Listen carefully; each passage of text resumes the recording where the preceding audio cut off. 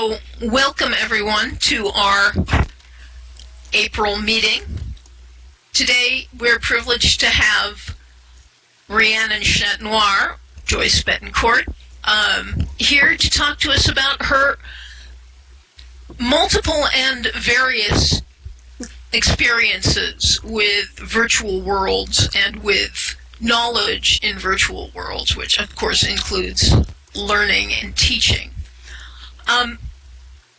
Joyce is an artist, an interactive designer, and a digital media producer whose focus is where creativity, community, social good, and the future converge online. She's the online community manager for TechSoup Global's, for TechSoup, Nonprofit Commons, and what they do in Second Life. In addition, she's the creative director of the Vesuvius Group, a collaborative studio specializing in developing online immersive virtual learning environments. And she's the founder of the 501c3 nonprofit organization Avacon, whose mission is to connect and support the diverse communities and practitioners involved in co-creating and using virtual worlds, and to educate the public and their constituents about the emerging ecosystem of technologies broadly known as the metaverse.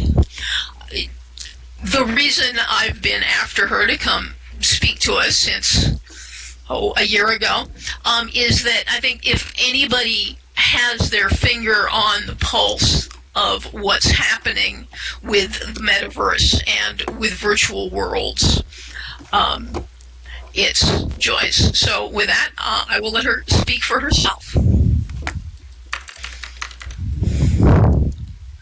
Hi there, everybody.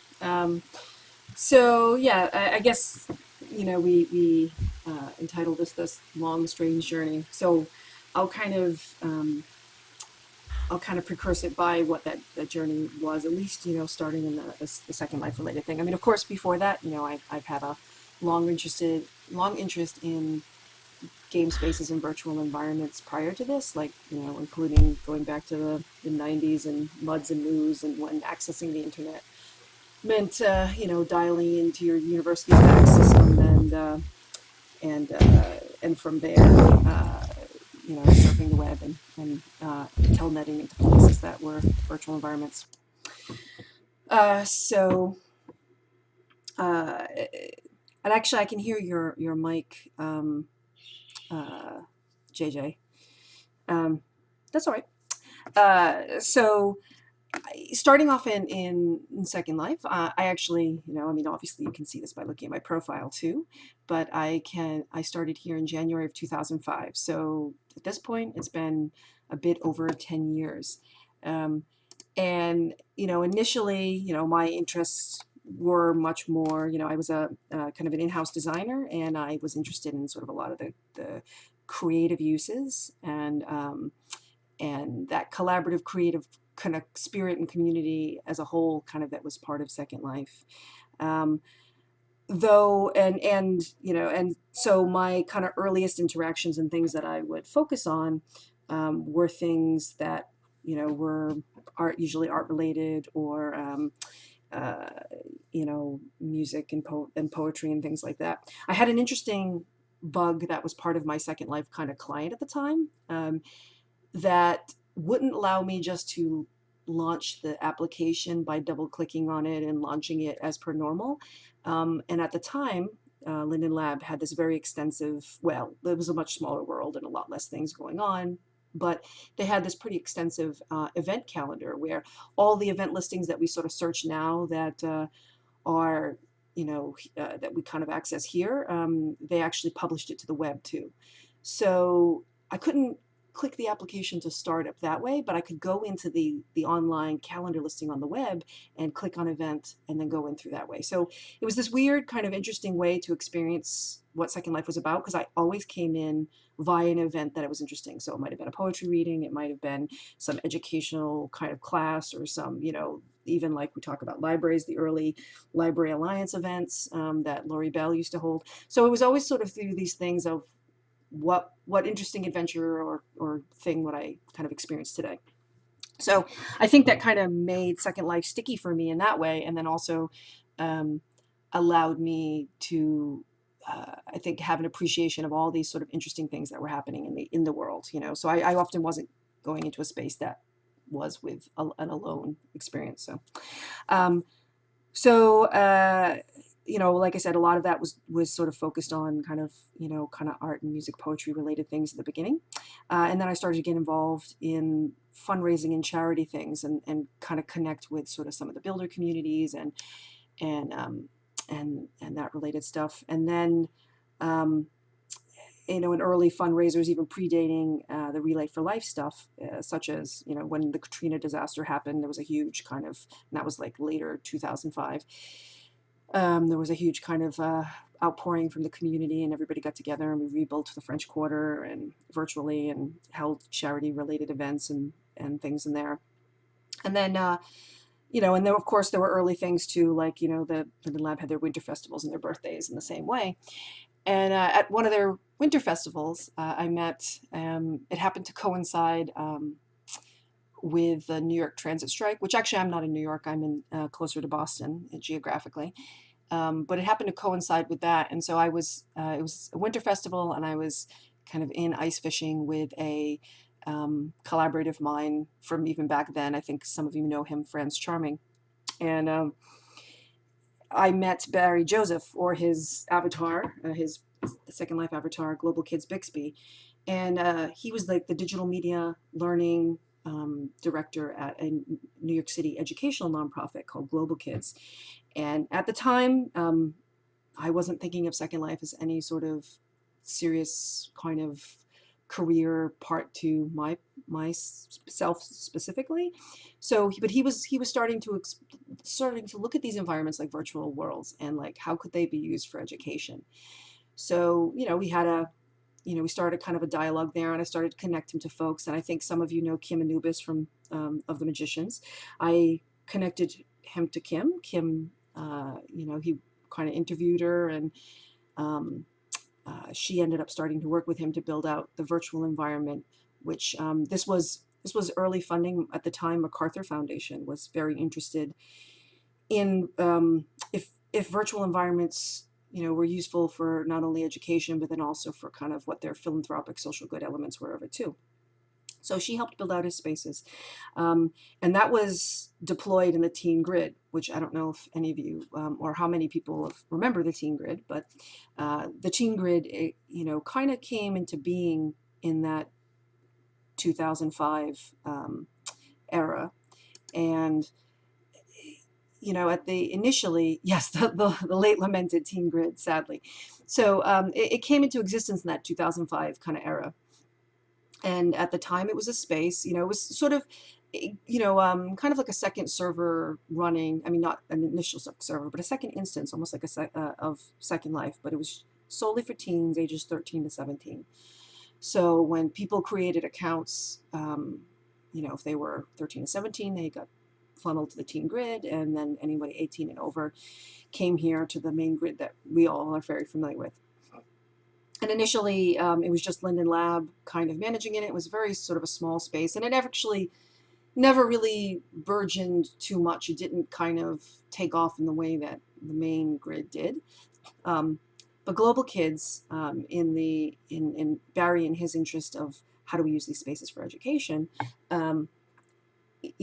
sought out, spoke to Linden Lab and asked if they could run their programs there. So Global Kids was actually the first organization and set of adults outside of Linden Lab staff themselves that were in that space. So we set up a region of which Kim Anubis and her team, the Magicians, had created this interactive kind of game environment in a way, that there was a quest and you had to find all the pieces to the quest. And then it was initially, the environment was it was a companion to the very first bit of MacArthur funding they got, which was focused around this kind of essay contest on digital media, youth uses of digital media. So they kind of took them through things and gave them almost this digital media literacy walkthrough, understanding of the concepts as they were exploring all these fun things in the island.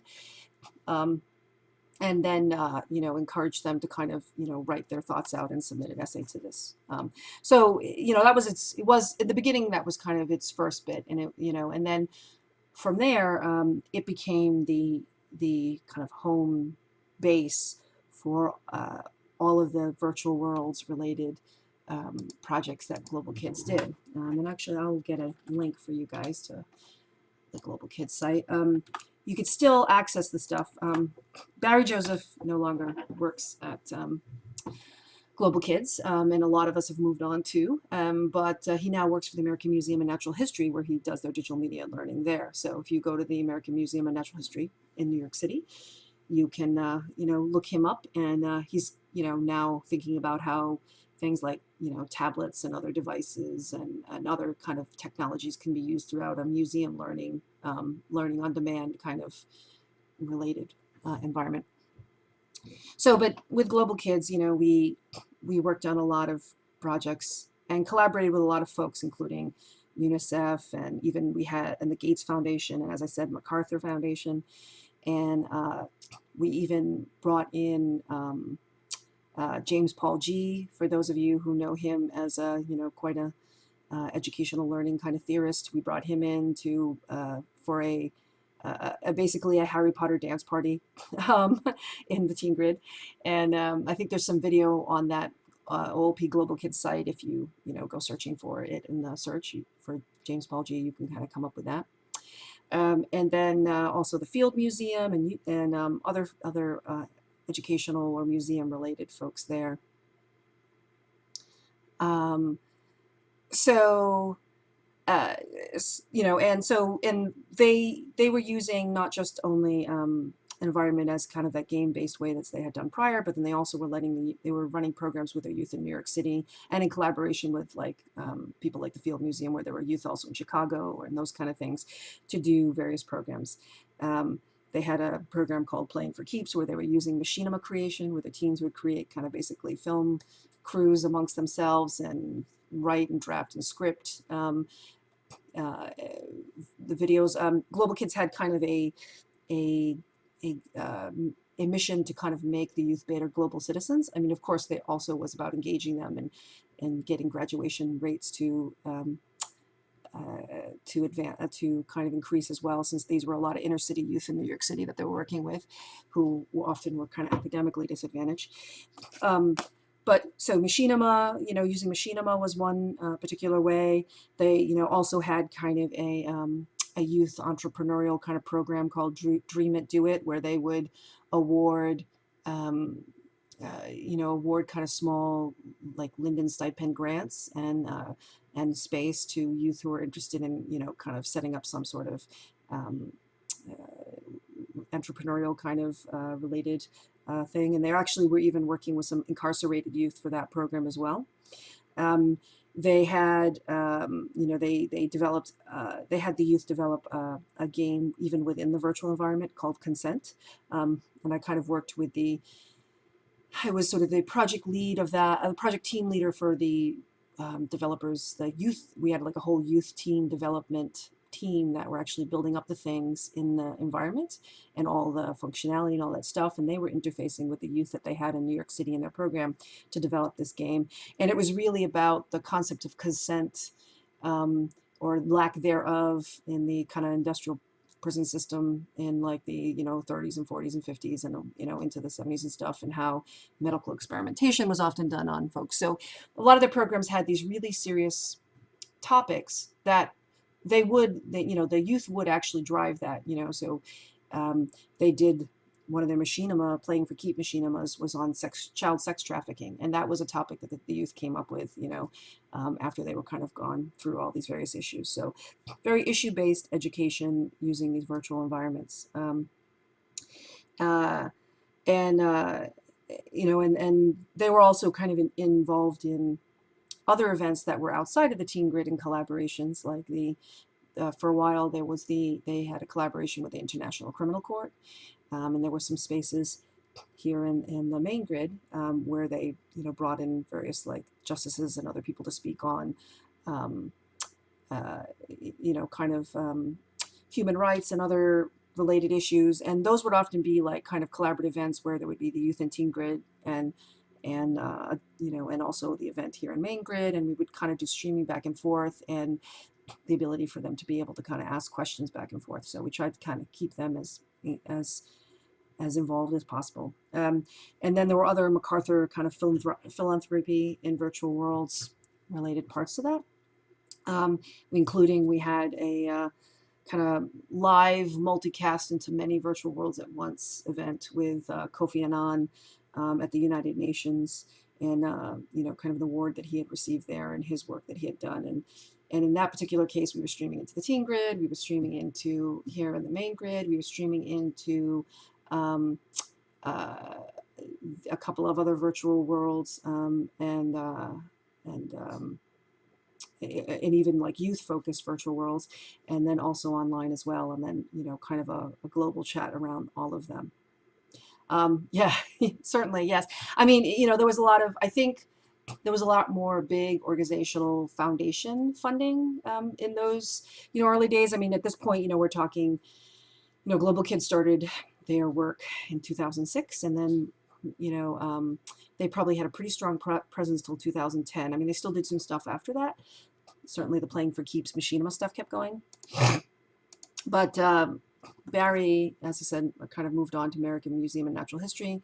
But I think the funding, as I think a lot of us have seen in the cycles, a lot of funders became more interested in things like mobile devices and how do you kind of teach and reach youth and via those sort of things, like via social networks and via mobile devices and tablets. So the funding kind of shifted, um, but in those days, yes, we did do a lot of interesting things. We also were, we also kind of went to Chicago and broadcast the President MacArthur Foundation speaking to folks here, and OpenSim, I mean, in Second Life here. And then also when Mimi Ito released her kind of foundational research that was, focused on kind of kids geeking out and learning, and how these kind of informal learning environments could really change education on a youth level. We went to Stanford in California to also kind of stream that in and try to, bring that into the Teen Grid and bring that into Second Life as well. So, that's kind of a very, very brief overview of a lot of that stuff. It's pretty deep, and for myself professionally, that turned into initially, initially they, as I said, I sort of had set them up with Kim Anubis to work and do their sim, but then because the Teen Grid was so locked down, it was only for youth, and any adults that were in there had to actually be background checked, part of a program, and it was a very controlled space and environment for any adults in there, which that was another part that made it kind of difficult to say if you wanted to bring in a guest or a speaker, or somebody from that, if you were doing any educational work. So there was often kind of problems. Also, it was sort of like being in different kind of groups. You couldn't, the adults were sort of on a different kind of category class in the sim, in the Teen Grid than youth were. So you couldn't be in groups with them. You couldn't share things with them. There was a lot of kind of functionality things because they wanted to try to keep it so safe of an environment. So eventually, because of those barriers, is sort of how I got involved deeper in all these things that I just mentioned, because they actually needed to start documenting things outside of the world, and as a way to share with their various funders. And at the time, I was, as I said, an in-house designer, and they kind of Kim kind of told them to poke back to me, and that got me involved as setting up a blog for them. And that was kind of in early 2006, before blogging was as mainstream in that way. And, at the time we set it up on movable type, because even WordPress wasn't really, or, as robust as it is now. And so I set up and became kind of the editor of that, and that evolved then over the years, from being worked into a little bit of the grant for being kind of their documentation and editor and doing other digital kind of related digital media documentation for them, to then, in about by 2007, it getting to a point where they asked if I would, be willing to join the team in a full-time way. I always was a remote employee though, so I would kind of, take the train into New York City once a month. And other than that, it was a very remote working environment, lots of Skype, lots of, Google Docs and tools and whatever. So if you ever have any questions on, once I left my corporate job, I've pretty much been, a remote worker in that way. So if you have any questions on remote working tools, I can certainly, you can pick my brain on that at any point. So, that was kind of the overview of the Global Kids work.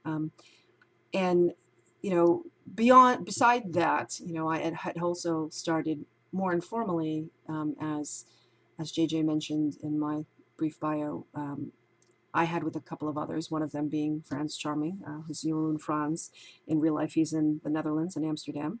And with another person in Second Life, another avatar, Julius Lioncourt, who's Joshua Stortz, who's in San Francisco. The three of us founded like a smaller dev studio that really was predominantly focused on nonprofits and educators and helping them create immersive learning environments or community environments in this space.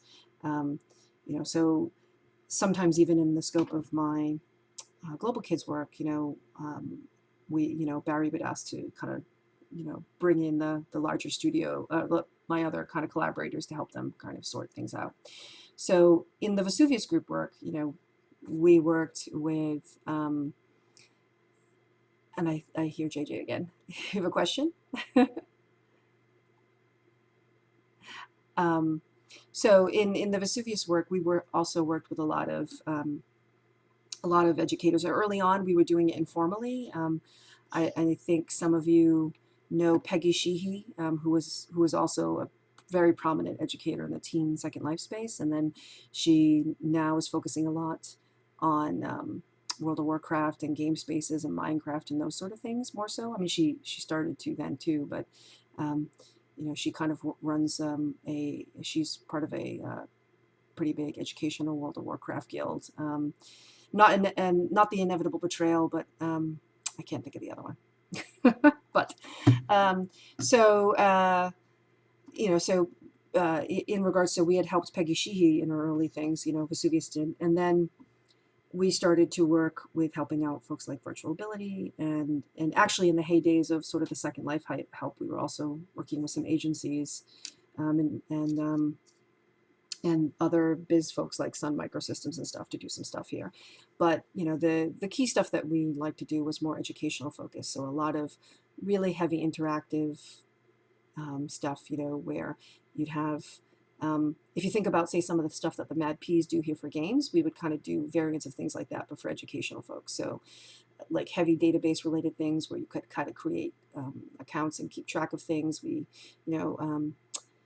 did some work with the World Bank where we actually had a, game show related, that we kind of set up an educational learning game show, and then even a kind of 3D obstacle course that also included like answering questions about what people had learned and some other related things like that. We worked with the New York City Department of Ed on some projects that they were doing here, and worked with the Exploratorium on kind of recreating some physics and other science related exhibits that are still in the museum, that are still in the SIM there, the SPLO Museum. And then for the last 4-ish years, we've been working with Georgia State University, sort of a collaboration between the two of them on a program called Breakthrough, which is a peer mentoring space, and I'll try to find that URL. The peer mentoring space for disabled students within not only their high school programs, but then also in their college related things. So Georgia Tech, Georgia State University, and some of their perimeter high school schools as well. And that project still exists. It's in the last year of its 5th year National Science Foundation funding. And, we have a lot of neat things with that are adding in sort of as much sort of game engagement and other learning related things, including actually a whole badge earning system. And I think if any of you caught Franz Charming's keynote that he did at VWBP, he kind of went deep into that stuff, sort of, tracking learning and engagement using kind of badges and data back and forth between Second Life and open and the web. So so through all these things, including actually one thing I forgot with the Global Kids is we actually developed a Second Life curriculum. So there's still some older versions of that. It sadly needs to be updated. That was something that MacArthur funded as well back in 2008. And some folks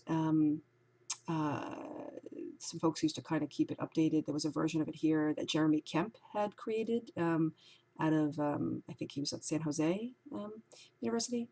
But I think that's sort of sadly fallen disrepair. And some other folks like Philippe Tu, Chris Collins in real life have developed parts of it and modified parts of it even for OpenSim. So, and I think even David Deeds has kind of taken some pieces of it too and kind of modified it. So it's sort of evolved over time, but that was another useful thing that came out of some of the work and funding that I helped Global Kids do.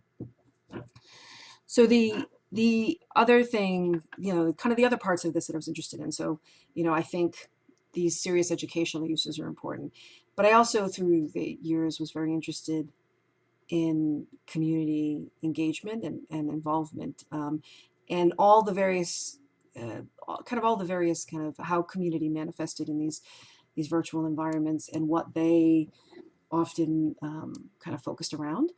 So that included everything from where I know that JJ and myself and a few others here are part of Caledon, but like things like you have Caledon and you have like maybe communities like Star Trek role players or like the fantasy realms or all these sort of various communities and I was very kind of interested in how community became a very sticky thing in these virtual environments and helped people engage, and then and also became kind of these in learning environments in and of themselves to kind of help and support and sustain what folks were doing here.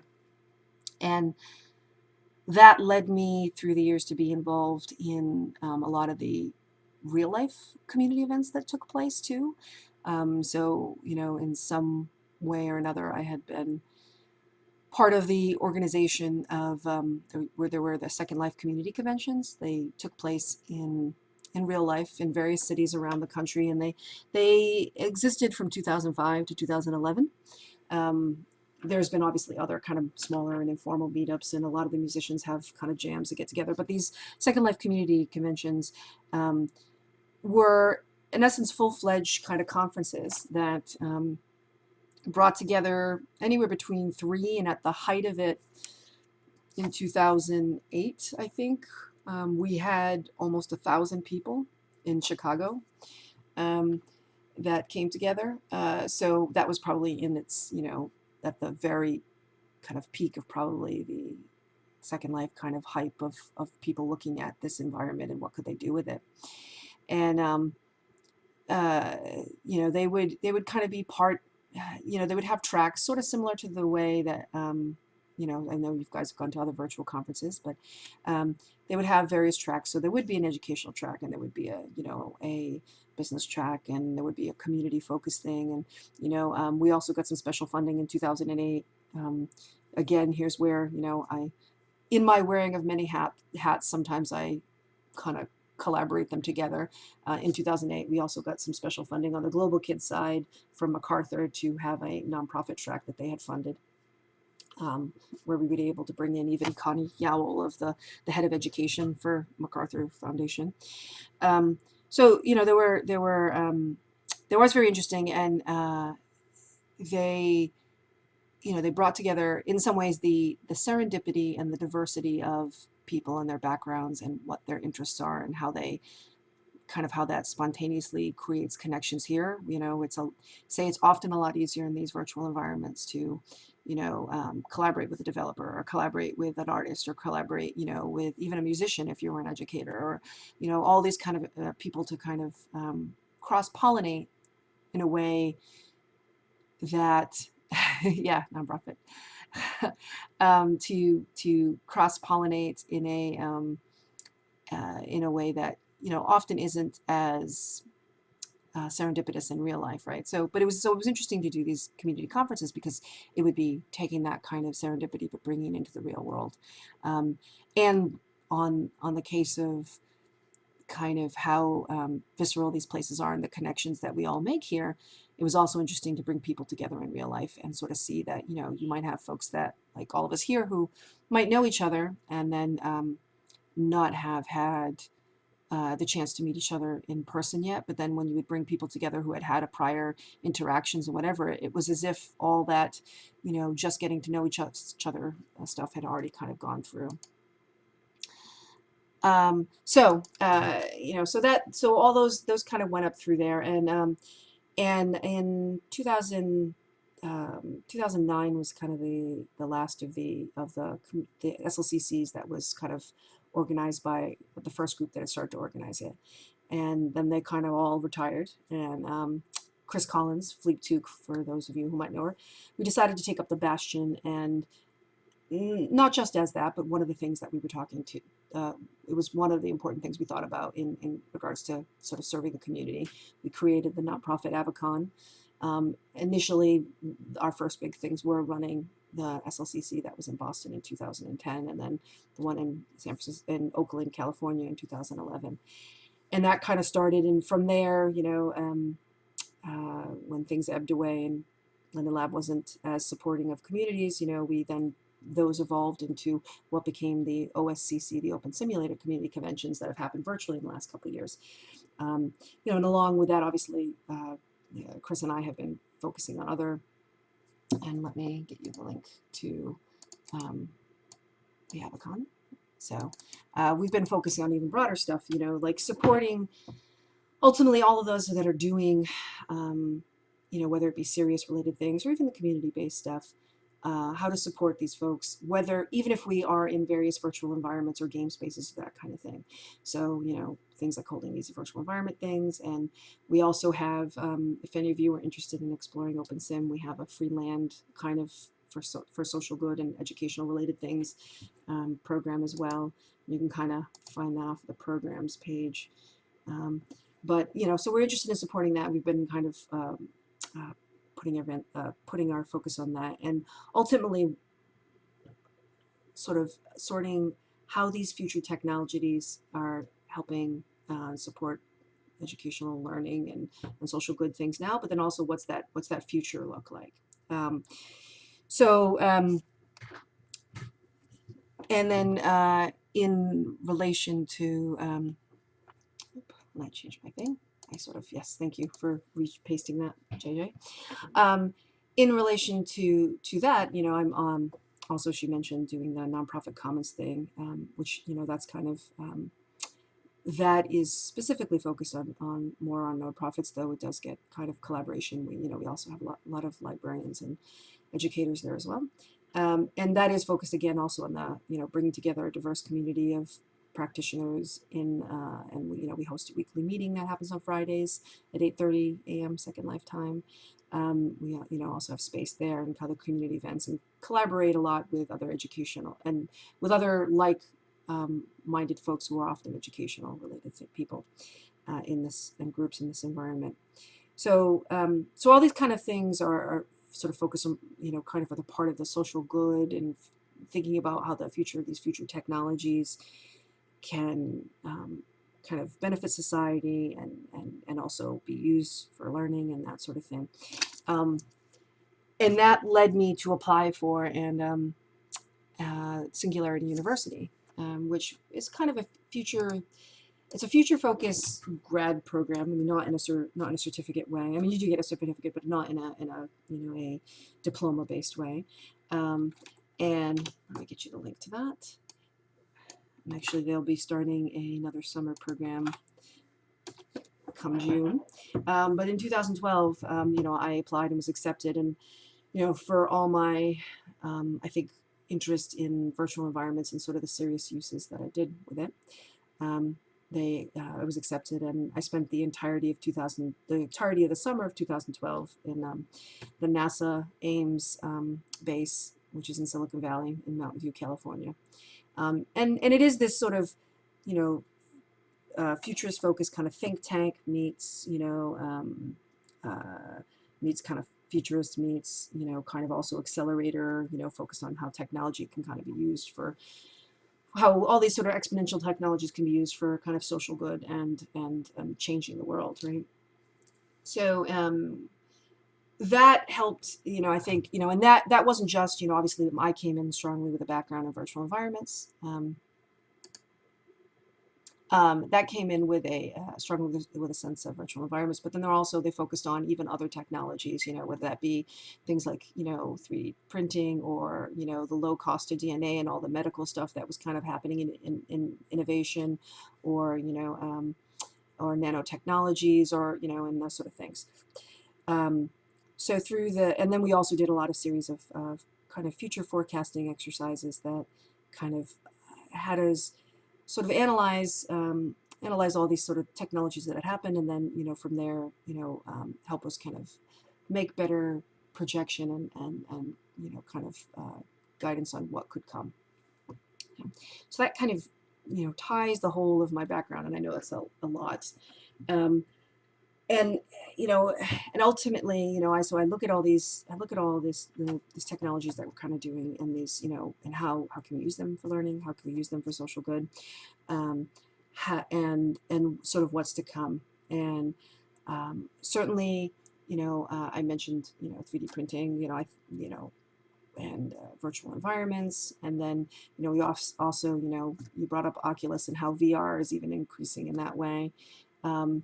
And then I was having a conversation just prior to this with JJ, even about other virtual environment stuff, like the sort of things that Philip Rosedale is working on with high fidelity. And I had mentioned to her that he had come to Singularity University as well, and at that time he was sort of focusing on his future of work stuff, and his coffee and power, but he was starting to formulate, when we were chatting, this conversation about how something like Second Life had been created with lower kind of modalities of how you could interact with it, right? We have a mouse, we're on a desktop, that kind of thing, and how things have evolved since then, and how things will continue to keep evolving, and how how you can kind of help to kind of develop something that would be better suited to working on a tablet, or working in a VR device like an Oculus. And I think those sort of things, I mean, actually, Oculus wasn't really a thing then, but, thinking about those sort of things, I think became the base for him for high fidelity. And I asked, I'm not sure, have any of you tried high fidelity here? I asked JJ that, and she hadn't yet. And I'll grab the link for that as well, in case you don't have it.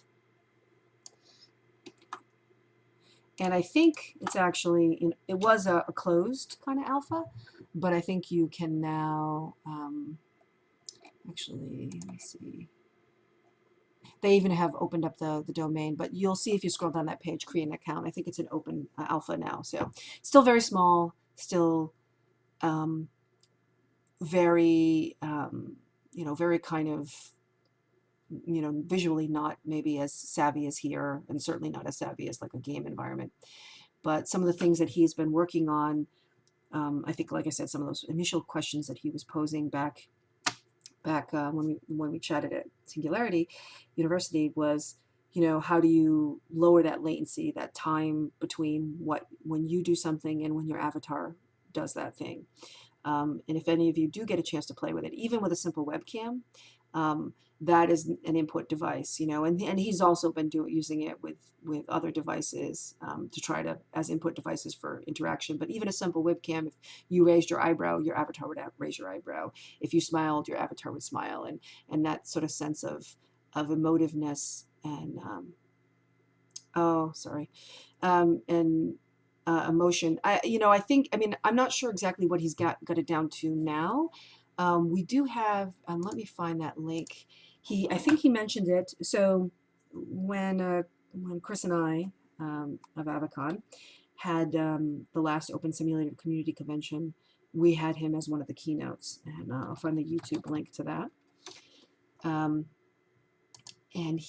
I know at the time, which that would have been like September, no, well, actually, maybe that was October, November, but like at that time, he gave what they were up at that point. Yeah, November. Thank you. And I'll find it after as I go, but he did talk about what that latency was, at least at the point. But it definitely is. If you've ever done any, and I've done a lot of, as I mentioned, with a lot of the Global Kids stuff and even the Vesuvius stuff, and obviously with Avicon doing virtual conferences and events and other kind of art, other collaborative things like that. The latency is very important. If anybody's ever done any streaming or even gone to a live music thing here, that latency is basically, that musician or speaker, could be coming in from Skype or coming in, on some audio device, and then they're going out to an audio streaming server that they're logged into. So, it's going from their machine to that audio streaming server, and then kind of from the audio streaming server being broadcast back into here. And that's like, when we walk into an environment and you hear music, and that delay bit, can be even under regular circumstances, can be as much as 20 to 30 seconds, if not more, if you've got a really slow connection. So we've all seen kind of how that can make interactions very quirky. So, I mean, we're talking, a second or 2 seconds, or it's very small. I think it's, even smaller than that he's got it down to with the interaction. So it's not noticeable in the same way, just like we talk here and our lips move, but your avatar's lips and expressions are moving with it. So, I mean, I think it's even less than that. But so that's kind of a thing. That's kind of the big overall. I mean, obviously, in my early days, when I first started Second Life, and I was really, more of a graphic web designer. If you had kind of asked me if virtual environments could have changed my career path, I would have sort of laughed at that. So it's kind of interesting how this has all evolved.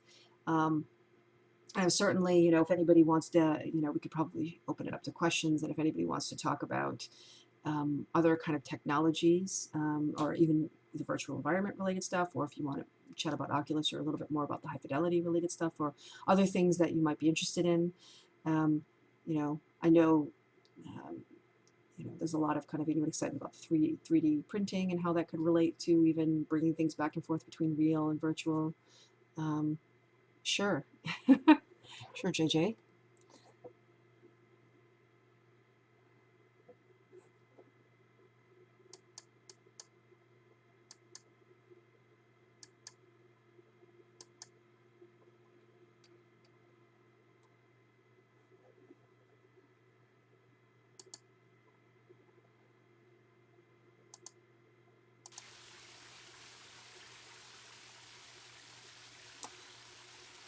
So where are you going and how do you project all these things will play out for education?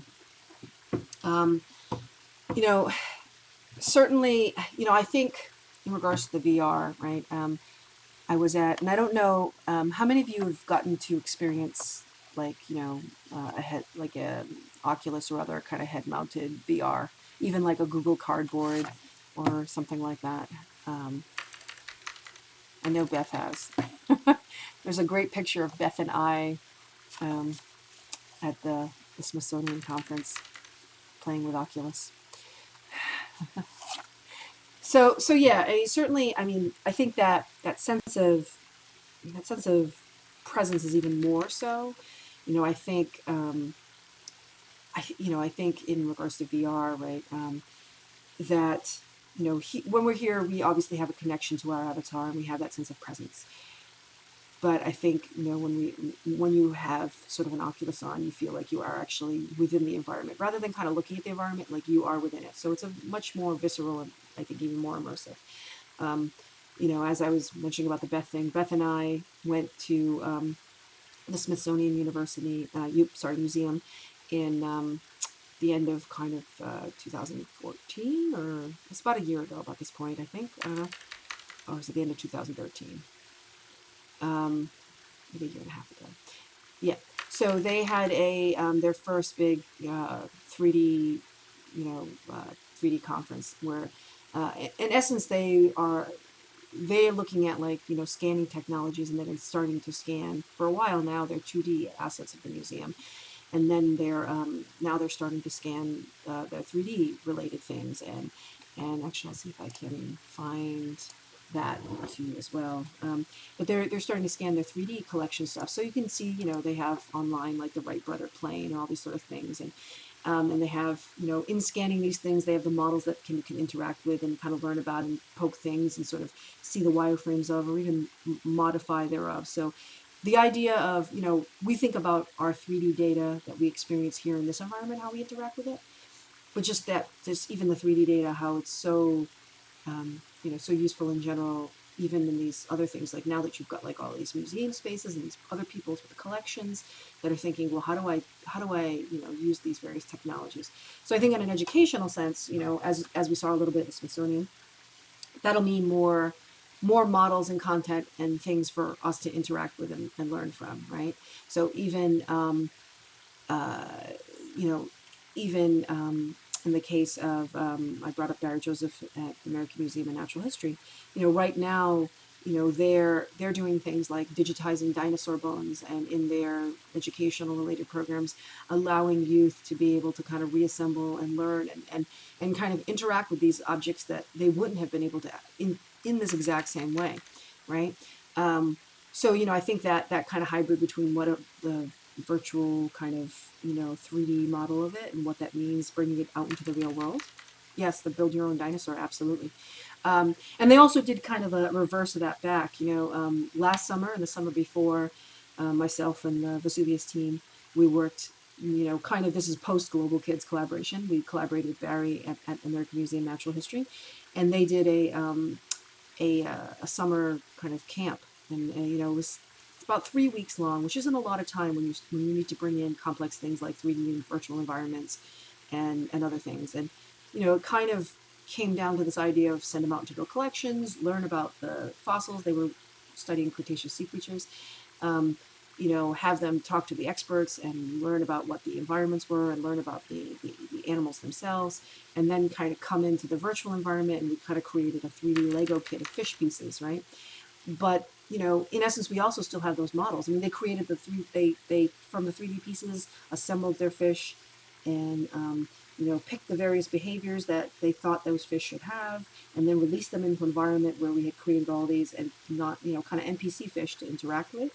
Yes, actually is still set up in Second Life. The in a sim called Pseudo, and at some point, if you guys want to tour that, let me know. I think the build kit is I don't know if Friends left one that's open, because normally we would actually lock those down by student groups, so that way students couldn't kind of interact with. Yes, it does, Troy. Pseudo, make me a sandwich. So we locked them down so students couldn't kind of interfere with each other's work, but you'd be able to like build their 3D fish and then pick their behaviors and then release it into the environment where there are other NPC fish that would interact upon it, and keep iterating on that till they figured, based on their research that they had done in the museum, till they think that they got what they thought that animal not only looked like, but what his behavior should be like. So, we could in essence take those 3D models, and anybody could here, and we'd have to redo the code, but you could bring that out into Unity and suddenly have a full game-like environment that people could do this in. You could also take those 3D fish model bits and print them out in 3D, and suddenly now, just like the dinosaurs, you have assemble your own fish, kind of things. What Barry is doing with the American Museum of Natural History. and I'll try to find his blog. And yep, and if you're interested in, well, here's his Twitter, Barry's Twitter, and he often tweets about what he's doing at the American Museum of Natural History, and they're doing a lot of game-based related stuff too, you know. So if you're even, you know, using kind of older school technologies like card games and stuff, and interacting, engaging them with youth. Although they did take a card game and have it be an augmented reality aspect to it as well, where like either, you know, using an augmented reality kind of marker, using a phone, and then you could look at it and like say if it was a card about dinosaurs, you know, if you used your phone to look at that card with the augmented reality app, you would see the dinosaur get up and kind of move around, you know. So they've done some interesting things with that. Anything, you know, using QR codes, and granted, you know, the augmented is much more kind of future focused. The QR code isn't so much, but so, you know, so I think there's lots of this, you know, how we can take the educational experiences and the content we have between, you know, these virtual environments into physical spaces, use them with, you know, like kind of Oculus Rift or other related devices. Um, it, yes, it is totally Kate, Kale, and then, you know, how we can kind of pull from there. I think. You know, on a personal end too, like even on the like the social good side of things, like, you know, 3D printing is also being used for everything from, you know, starting to be used for like in medical device related things. Like I think you guys have heard about, you know, 3D printing, starting to be 3D print organs and tissues, you know, and then also even as large scale as using it to 3D print community housing, you know. Um, yes, prosthetics. You know, I went to a great conference, another one in New York City called Global Futures 2045. It was a futurist kind of focused conference, and there was a particular man there who had a prosthesis that, you know, for for a long time, prosthetics were functional, but quite quite kind of almost robotic-y, alienated from what people would be used to in regards to human anatomy and relation, and to a lot of folks actually kind of off-putting. And you know this particular person, he had, I mean, granted, it was a prosthetic, and it was kind of roboticized, so that way if he kind of flexed his forearm, it would actually open and close fingers, and he could use it in that sort of way. So he had a very advanced prosthetic.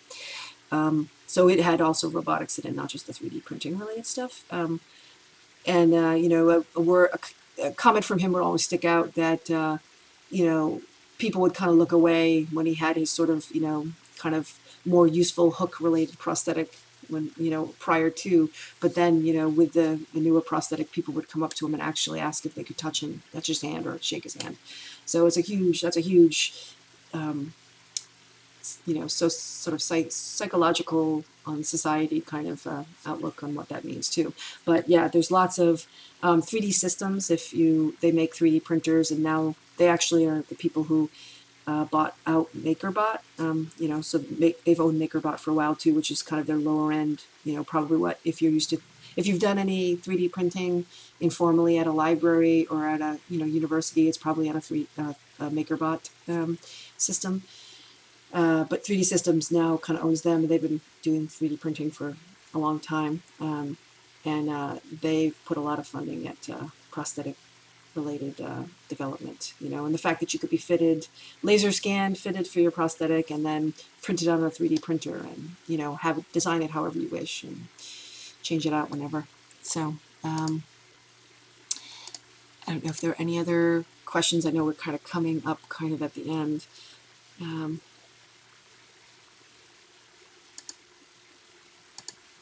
Any other thoughts or questions in regards to like tech or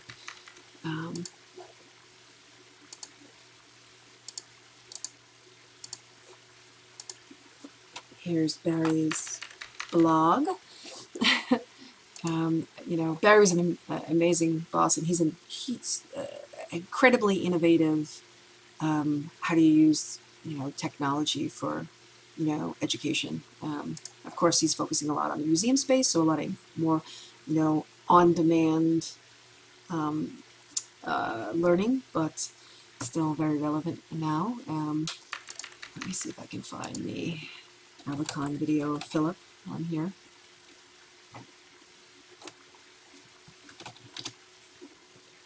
Sure.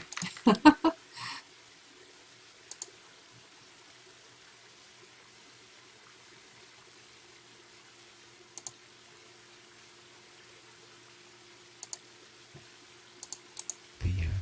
Second Life backend itself.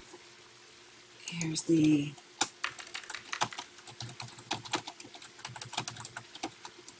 Philip Keynote at OCC. How would you recommend making a career with virtual worlds in education? So yeah, I mean that is a a big one. And I think a lot of that. I mean, career paths are kind of funny, right? Because you know, myself, right? I have a bachelor's in fine art, right? In visual design and illustration. So I think those skills of content creation and if any of you, Beth and VA librarian and myself and also Zinnia Zaber, if you know her, we're on a panel about kind of content curation and VA librarian kind of said some great things about kind of the kind of these digital media literacy skills that kind of need to happen in the 21st century education and beyond, right? Like I think being a creative and a content creator by nature, I think I natively think that way. So I mean, at least for my evolution, the idea of coming into a space where everything is created by other folks and how do you collaborate with them, and how do you drive this forward. I think I think those are useful skills. So I think certainly kind of advanced sort of beefing up your digital media literacy skills in general are good. I think then, in these virtual environments, right? There are multiple ways to sort of spin this, right? There are some folks here who are, more specifically, content creators, that like say you go to and they would build assets for you, or or you could go to that you'd be able to bring your curriculum and your pedagogy into, and then they would help you build out stuff, right? So, certainly if you're looking at being that kind of person, like some understanding also of what that kind of client ultimately needs, right? Like, what to be able to, as much as possible, be able to help that person solve that problem or facilitate the experience that they need to do. So some of that's a little deeper than, just do this, but I think, certainly the digital media skills sort of creates the, that creative aspect, sort of technology focus. Of course, in this space, that would mean like 3D modeling and, texturing, those kind of things. If you're going deeper into some of the event and mixed reality and educational related stuff, then, also the digital media skills would also be like, video and live video and how that might interact.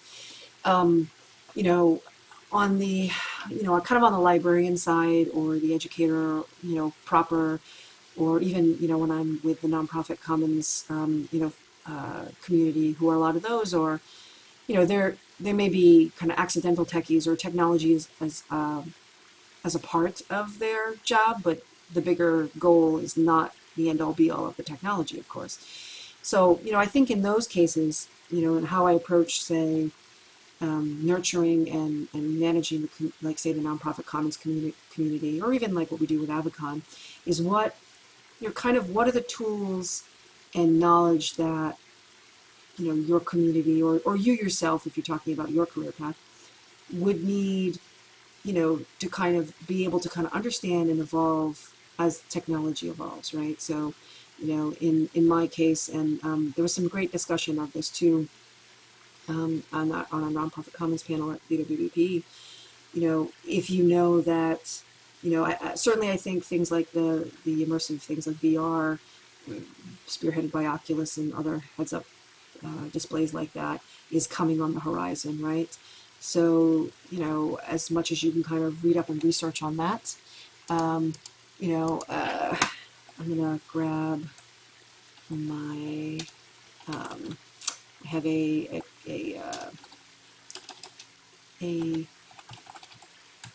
a kind of curated list of some stuff that I kind of keep called Metaverse Musings. And I'll give you a link to that. I kind of, I try to, as I go, curate interesting things that I think are relevant for folks in this, whether that be educationally or like in a social good kind of focused way. But I think, kind of keeping up on what's on that horizon and then sort of critically thinking like, what am I doing in my educational practice that, or librarian space, library space or whatever that could translate, that could take these technologies and translate it into something more engaging or, something kind of innovative or, or kind of mix this up in some way. So, it is a very open question, but I think that ultimately that, trying to kind of research and be informed and then, and thinking upon how those things could impact the way you're doing things now, and how those could change as a start at least. So on a broader thing, at least I think that's my goal in regards to, helping communities evolve to better kind of know what's coming down the pike and use those things and think about those things. So yes, definitely flexible, totally, JJ. So yeah, and then back to you, certainly content creation, building, I think scripting, functionality stuff, there aren't that is an art in and of itself, the idea of, and again, a better person to pick brain on in regards to that would probably be, like I said, Friends Charming, but that's a whole other sort of realm in of it to itself, like we can create these amazing environments, but then to actually add even more interactivity to them. So I'm happy to answer anything else, or if you have any kind of other thoughts on that. I mean, I guess, to ask a question back to you guys, like, what are some of the things that you think are going to be important, or that you have seen that could possibly be, kind of things to focus on future-wise? I mean, obviously you brought up the Oculus, but, your thoughts on these things as well would be helpful. Would be interesting.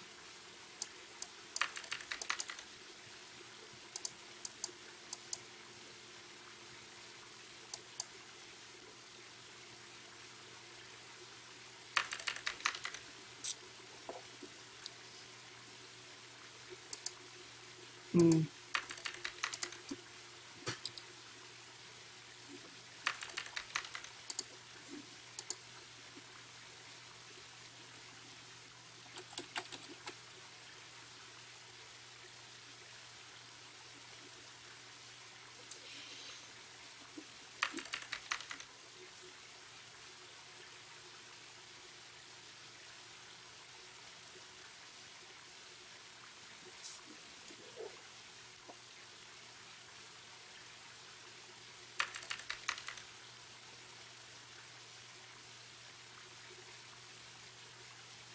So yep, JJ is saying engaged learning is big in academia right now, but no one quite knows what that means.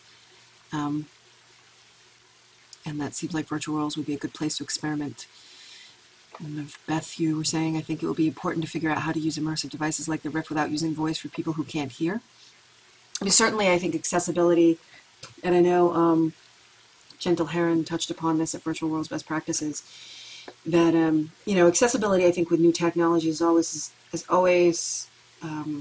important, but often a problematic thing, that not a lot of things are developed from that point of view initially. I think on our own environments, to speak a bit about the accessibility angle, we all kind of should consider ourselves wards of making sure that things like accessibility and sort of showing off kind of the diversity and the vibrancy of the environment. Like, I think those are things that all rest upon us too, at least on individual ways that we can improve. So in our own best practices, when you're building out environments, as much as you can bring in, to any other disabilities, like, in here in Second Life, in a virtual environment, that could be, as easy as having well naming things. So your naming conventions are good, so people understand what they're coming up to. If what they're getting out of the environment is these cues of like the descriptions and the titles of things, making sure that you can also, when we did for the Georgia State University breakthrough projects, when we also had audio cues. So when something happened, like when you kind of came across something that was a point of engagement or a game related aspect of the environment that was important to interact with, it also gave kind of a little, tone, or had a series of kind of melodies or tones to understand that, you just won, or this just happened, or those kind of things. So that there were also these audible cues as well. So I think you can think on, like, as much as you can on any of the work that you involve yourself in. I think accessibility at the bare minimum can start on our individual projects. On the platform levels, to that Rift thing, I think that is a huge thing. In the broader picture of technologies, Chris and I, in the Avicon work that we've been doing, beyond, host some of the events and stuff we've hosted, we've also been reaching out to folks. There's a group called the Immersive Technology Alliance, and we've been talking with them about setting up a metaverse working group. And, being able to think about and talk with others who are, either creating devices or creating softwares or those kind of things about important things, including things like accessibilities. But ultimately, I think, it takes trying to get involved and interact with those that are creating those devices. So.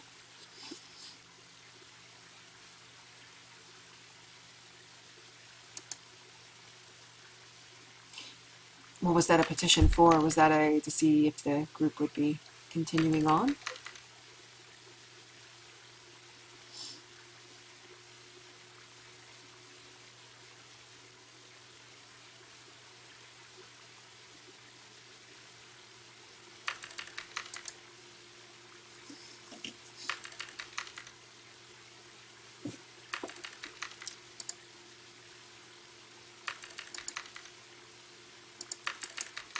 And I brought up too, if anybody is interested in exploring OpenSim, we've set up space on our Avicon grid for nonprofits and educators. There's just an application to fill out, and as a free kind of jumping off point. I know also a lot of people have been exploring through Kitely, but if you want to have a space on our grid, since our mission is kind of to support others, and we have the grid anyway, we thought we would open that up to others.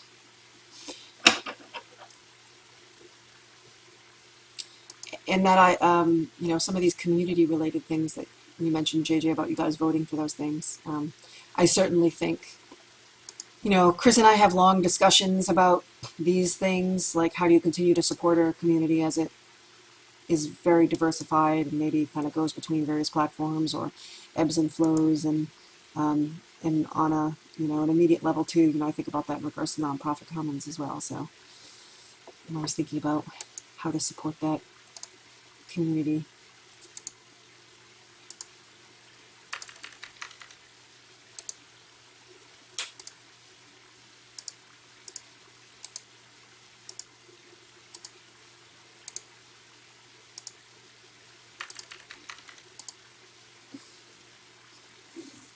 You're welcome, and feel free. Ping me anytime. I'm usually pretty good in regards to asking questions, and also you can email me if you wish. I will probably the best overall one. That's for the Avicon, and I'll also give you my Gmail. But you can email me at any of those. So, and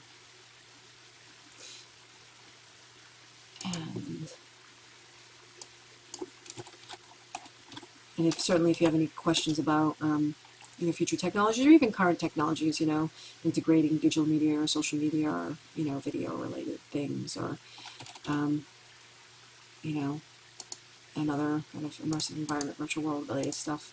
And this is sort of an overall, could compendium of links of me and stuff. So that has a lot of those other links that I talked about. So thank you, JJ, and everybody else who kind of came. Yay.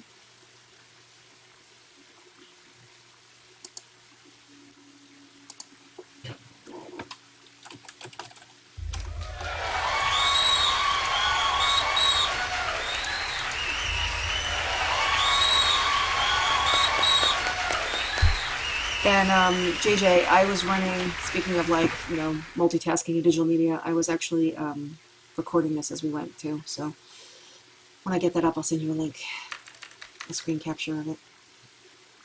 Yep. This is the danger of having tools. You get to use them whenever.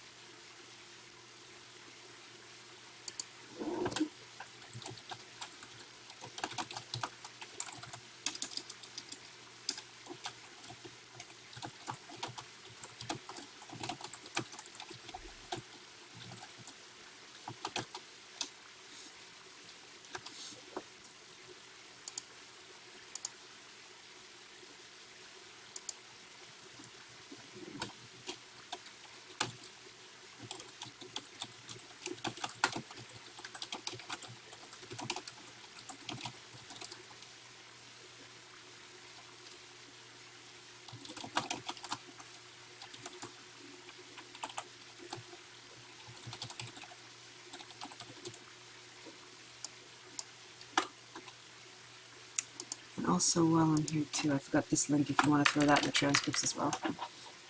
Nonprofit Commons.